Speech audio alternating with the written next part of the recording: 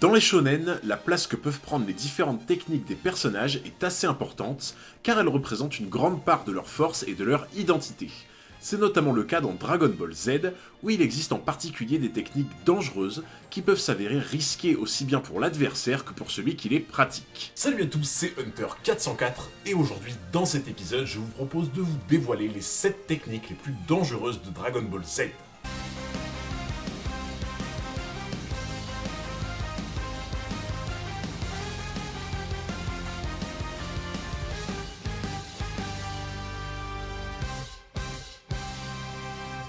Ça fait maintenant un moment que vous me le demandez, voici ma première vidéo sur un manga autre que Hunter x Hunter. Avant toute chose, petite précision importante. Dans cette vidéo, la puissance de la technique sera bien entendu prise en compte, mais c'est avant tout sa dangerosité contre un adversaire qui sera vraiment prioritaire. Deuxième chose, toutes les techniques que nous allons voir dans cette vidéo appartiennent à Dragon Ball et à Dragon Ball Z. Donc si le même genre de vidéo vous intéresse pour Dragon Ball Super, n'hésitez pas à me le dire dans les commentaires. Si l'on pense à des techniques de Dragon Ball Z dangereuses pour l'adversaire, on pense directement au Kamehameha ou au Genki-Dama, qui peuvent se révéler destructeurs au point d'anéantir une planète. Cependant, beaucoup de techniques de ce genre dépendent avant toute chose de la puissance du combattant qui l'utilise. C'est la raison pour laquelle elles seraient totalement inefficaces si un personnage comme Monsieur Satan était en mesure d'effectuer ces deux techniques. La puissance de son Kamehameha serait à l'image du Ki qui demeure très faible, et son Genki-Dama n'aboutirait jamais, car malgré que l'énergie de cette technique ne provienne pas de lui mais des habitants de la planète, cela lui demanderait tout de même une énergie colossale pour engranger et maîtriser toute cette aura. C'est pourquoi on commence directement à la 7ème place de cette vidéo par les techniques dangereuses pour l'adversaire, mais également risquées pour l'émetteur. On retrouve donc forcément à cette place en tête-à-tête le Kikō et le Kaioken. Le Kikō, qui signifie catapulte d'énergie, est la technique signature de Tenshinhan, qui lui a été transmise par son ancien mentor, le maître des grues. Elle est théoriquement la technique terrienne la plus puissante du manga en termes de destruction, chose qui n'est pas difficile à croire quand on constate qu'elle a été capable d'ébranler psychologiquement Nappa, de neutraliser Cell pendant un long moment, ainsi que de bloquer complètement l'attaque de Majin Buu, trois personnages qui étaient pourtant à la base bien plus puissants que lui. Mais le contre-coup associé à tant de puissance de destruction est que le Kikō peut facilement coûter la vie à son utilisateur si la quantité de puissance injectée dans la technique n'est pas suffisamment maîtrisée. En d'autres termes, cela signifie que le Kikō demande tellement d'énergie vitale pour être émis qu'il est absolument vital de contrôler parfaitement le flux de son aura afin de toujours garder une réserve de ki suffisante pour fuir ou même juste pour se mouvoir. Le Kikō est d'ailleurs une technique interdite depuis longtemps à cause de ce paramètre qui pousse au suicide son utilisateur s'il veut vraiment se débarrasser de son ennemi à tout prix. Concernant le Kaioken, qui signifie point de Kaio, il s'agit de la technique référence de Maître Kaio qu'il a directement enseigné à Goku. Elle permet de contrôler toute la force psychique de l'utilisateur, puis de l'amplifier pendant un moment, ce qui aboutit à la multiplication de la force, de la défense, de la vitesse et de la puissance destructrice. Cependant, à l'image du Kikō, le Kaioken possède également une faille importante, car si le combattant n'arrive pas à contrôler parfaitement sa force psychique et à retenir suffisamment son énergie à l'intérieur de son corps, il subit des dégâts extrêmement élevés. Pour vous illustrer ça, imaginez la vitesse d'une voiture comme étant l'énergie dégagée par le Kaioken, et la boîte de vitesse comme étant le contrôle de la force psychique de son utilisateur. Si en pleine autoroute à 130 km/h, vous décidez de directement passer en première, et donc de ne plus maîtriser psychiquement une force qui vous dépasse, essayez d'imaginer les dégâts occasionnés sur le moteur de la voiture qui symbolise votre corps. On peut donc comparer la dangerosité semblable du Kikō et du Kaioken pour l'adversaire comme pour l'utilisateur, cependant toute la subtilité qui va résider entre ces deux techniques est que le Kikō demande une gestion parfaite de l'énergie vitale, tandis que le Kaioken requiert une gestion parfaite de la force psychique. Le Kienzan est la technique phare de Krillin qu'il a élaborée lors de son entraînement au palais du Tout-Puissant dans l'attente de l'arrivée des Saiyans sur Terre. Elle consiste à émettre un disque d'énergie très fin mais extrêmement coupant, rendant la technique meurtrière si elle est prise de plein fouet.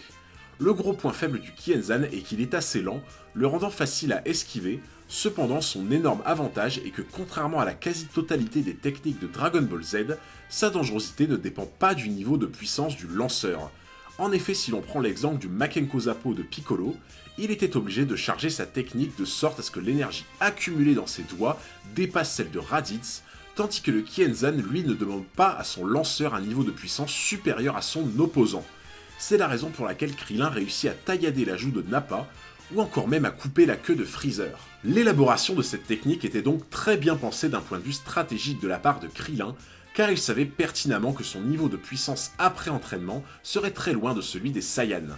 Le Kienzan le rend donc menaçant en plein combat, mais lui procure également un effet de surprise très intéressant. En effet, dans la mesure où un adversaire présomptueux et plus puissant que lui comme Nappa voit arriver le Kienzan sur lui, ne connaissant pas le danger que représente cette technique, il n'estimera même pas nécessaire de l'éviter, lui entraînant une mort certaine. A noter d'ailleurs que cette technique a été reprise par Freezer lui-même contre Goku en dernier recours, ce qui signifie que même un génie du combat comme Freezer estimait le Kienzan comme étant une technique mortelle, qui s'est d'ailleurs retournée contre lui. A l'image de la technique du Kienzan de Krillin évoquée précédemment, les techniques de transformation possèdent tout en commun l'avantage de surprendre l'adversaire, ce qui les rend redoutables en plein combat. Par exemple, bien que le personnage demeure très faible, la technique du chef de la bande des lapins qui consiste à transformer en carotte tout opposant qui le touche, le rend extrêmement dangereux. En effet, même en connaissant son pouvoir à l'avance, le moindre contact au corps à corps signifie une défaite immédiate, ce qui signifie que les attaques à distance ou les objets comme le bâton magique sont nécessaires pour pouvoir le vaincre. Bien entendu, à partir de Dragon Ball Z, quasi tous les personnages peuvent projeter leur énergie, rendant donc ce pouvoir bien moins menaçant. Cependant, un pouvoir dans ce même style est autrement plus dangereux lorsqu'il est dans les mains d'un personnage puissant comme Dabra ou même Majin Buu. Dabra possède la capacité de pouvoir changer en pierre la personne qu'il touche de son crachat, tandis que Majin Buu est en mesure de transformer en bonbon par le biais de son antenne un adversaire imprudent qui se trouve trop proche de lui. Dabra et Majin Buu étant déjà très puissants à la base, une capacité comme celle-ci leur donne un avantage de surprise, mais leur permet également d'être d'autant plus dangereux au corps à corps, là où leur technique de transformation s'avère très difficile à éviter. A noter également que tout comme le Kienzan, l'efficacité de ces techniques ne diminue pas en fonction de la puissance de l'adversaire. Dans Dragon Ball Z, certaines capacités ou techniques requièrent de disposer d'un cœur pur pour pouvoir en bénéficier. C'est le cas du nuage magique ou bien de la technique du Genkidama, qui doit être l'une des techniques possédant le plus gros potentiel de destruction. Cependant, certains personnages arrivent à générer un grand potentiel de danger en tirant profit de techniques basées sur le contrôle mental de l'adversaire. De manière générale, ces techniques sont avant tout efficaces sur un adversaire disposant de vices au plus profond de lui, vice qui va être retourné comme une arme vers son possesseur. C'est le cas de la technique du rayon maléfique de Diableman, qu'il emploie contre Goku dans le but de faire littéralement exploser le vice sommeillant au plus profond de lui.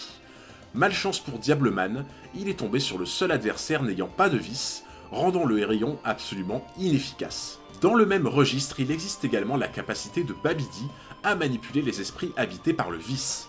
À l'image du rayon de Diableman, ce pouvoir ne peut donc se révéler dangereux que contre les personnes mauvaises, cependant le parfait contrôle de Babidi sur Dabra atteste de la puissance indiscutable de cette sorcellerie, ne dépendant pas de la puissance de combat de Babidi lui-même. En bonus, le contrôle imposé par Babidi offre même la possibilité à son pantin de réveiller les forces cachées qui sommeillent en lui. Cependant, contrairement au rayon maléfique de Diableman qui n'offre aucune possibilité de survie à son contact si la victime possède du vice, le contrôle mental de Babidi n'est pas indéfectible comme a pu le prouver Vegeta, révélant qu'il peut être inefficace non pas contre une puissance de combat trop imposante, mais contre une force de volonté trop tenace. L'arc de Cell dans Dragon Ball Z a permis de révéler qu'un combat d'un cyborg contre un adversaire classique reflète le très net avantage de la machine contre l'humain. En effet, les cyborgs disposent d'une énergie vitale infinie, les rendant absolument infects à affronter dans un combat à long terme.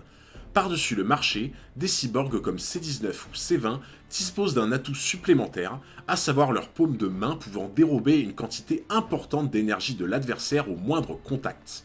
J'insiste bien sur le mot dérober, car cette énergie n'est pas seulement partagée aux cyborgs, elle est littéralement volée, contribuant à creuser encore davantage l'écart d'énergie et de puissance de combat avec son adversaire humain. Cela veut donc dire qu'à l'image de Dabra ou de Buu avec leur technique de transformation vue précédemment, les cyborgs sont un véritable danger à courte distance, une imprudence adverse leur permettant de rendre le combat inégal, toute perte d'énergie humaine renforçant celle du cyborg. Dans le même registre, il existe les différentes absorptions de Cell et de Majin Buu, leur permettant sur un effet de surprise d'assimiler un individu dans le but de faire croître leur pouvoir.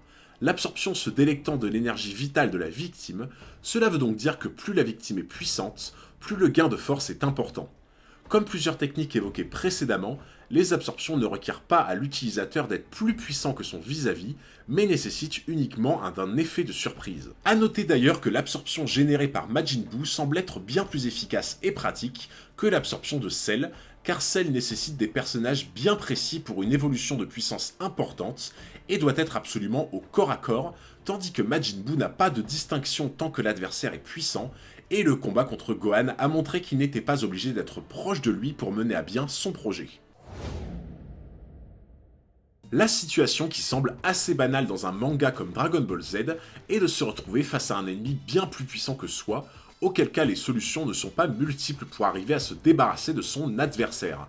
Certains personnages disposant d'une grande capacité de stratégie et d'adaptation avaient déjà anticipé ce genre de scénario, et c'est la raison pour laquelle le commandant Genyu avait élaboré sa technique d'échange de corps.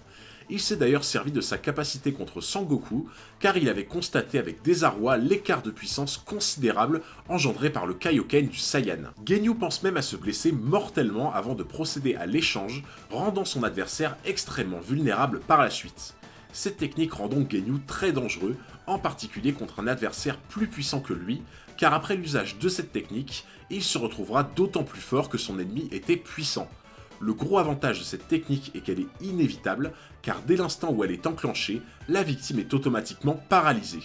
Cependant, son gros défaut est qu'elle perd tout son potentiel lorsque l'adversaire en question se sert énormément de sa force psychique pour moduler sa puissance à l'image de Goku.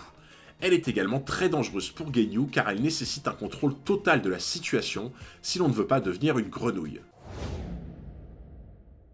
On arrive maintenant au podium de cette vidéo où deux techniques se tiennent tête au coude à coude, le Mafuba et la Dead Zone. Le Mafuba est une technique créée par Maître Mutaito, le mentor de Tortue Géniale, dans le but d'emprisonner Piccolo Daimao. Elle consiste à enfermer la victime dans un objet scellé comme un flacon. C'est une technique très efficace pour se débarrasser d'une personne sans la tuer, et qui elle aussi ne dépend pas de la puissance de l'ennemi pour réussir. Et il existe bien un contre au Mafuba que Piccolo avait développé avant le tournoi, cependant ce contre est inconnu de tous, rendant la technique efficace et dangereuse contre chaque ennemi. Ce même genre de procédé avait été utilisé par Babidi pour sceller l'esprit de Majin Buu, prouvant ainsi la puissance de la méthode. Cependant, le défaut de cette technique est qu'elle nécessite un long temps d'incantation, rendant le lanceur vulnérable, et ne pas être utilisé contre une seule personne à la fois. Cela veut donc dire que le Mafuba est redoutable uniquement dans une situation de 1v1, là où le cas contraire, le deuxième ennemi aura tout le luxe d'attaquer le lanceur pendant sa technique. Le Mafuba est également dangereux pour l'émetteur, car à l'image du Kikō, il demande une énergie vitale très importante pour être réalisé, rendant le lanceur vulnérable par la suite si la technique a échoué. Concernant la Dead Zone, il s'agit de la technique ultime de Garlic Jr, qui est une sorte de trou noir aspirant tout sur son passage. Ceux qui sont aspirés sont scellés dans une genre de prison dont il est impossible de s'échapper. L'aspiration créée par la Dead Zone est très puissante, et il faut une grande quantité d'énergie pour produire un bouclier permettant de ne pas être entraîné par le souffle. Cependant, Garlic, quant à lui, est bien moins affecté par l'aspiration, ce qui lui permet d'attaquer plus aisément l'adversaire dans le but de l'enfermer dans la Dead Zone. Garlic peut d'ailleurs lui-même être aspiré et emprisonné, rendant cette technique également dangereuse pour lui. Mais ce qui va rendre cette technique encore bien plus dangereuse que le Mafuba est le fait que si par malheur vous êtes aspiré, personne ne sait où vous êtes et ce que vous devenez, ce qui signifie aucun retour possible. A l'inverse, il suffit simplement d'ouvrir ou de briser le flacon pour que la personne enfermée par le Mafuba puisse être libérée de sa prison. La Dead Zone représente donc une des pires menaces de Dragon Ball Z, car elle n'a vraiment aucun contre, et se faire aspirer signifie tout simplement la fin. C'est tout pour cette vidéo, j'espère grave qu'elle vous a plu. Si c'est le cas, n'hésitez pas à lâcher un gros pouce bleu et à me dire en commentaire quel personnage vous voudriez voir dans une prochaine vidéo. Mais surtout, le plus important, n'oubliez pas de vous abonner juste ici et d'activer la petite cloche, comme ça vous ne manquerez aucun futur épisode. Merci beaucoup pour votre force, c'était Hunter404 et je vous dis à très bientôt pour un nouveau combat.